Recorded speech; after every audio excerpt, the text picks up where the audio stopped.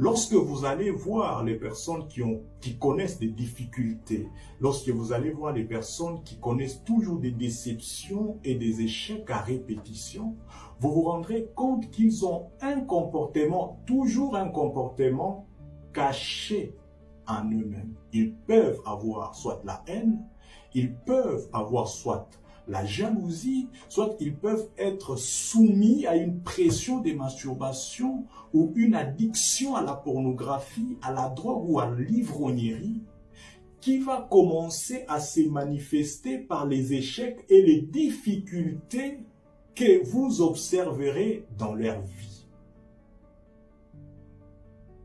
En réalité, les problèmes, les difficultés ou les échecs que la personne connaît ne sont que les symptômes d'une maladie de caractère que la personne a. Les enfants qui naîtront de cette personne auront les mêmes informations génétiques dans leur ADN et les mêmes informations génétiques dans leur ADN vont commencer à déclencher le même caractère. Et le même caractère se traduira par le même difficulté, le même échec ou encore les mêmes déceptions.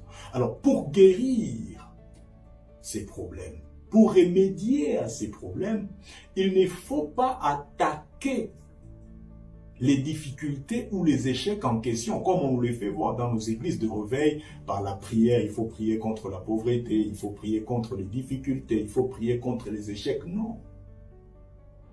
Cela ne sont que des symptômes de la maladie. Pour guérir une maladie, il ne faut pas attaquer les symptômes. Il faut attaquer la maladie et ses racines.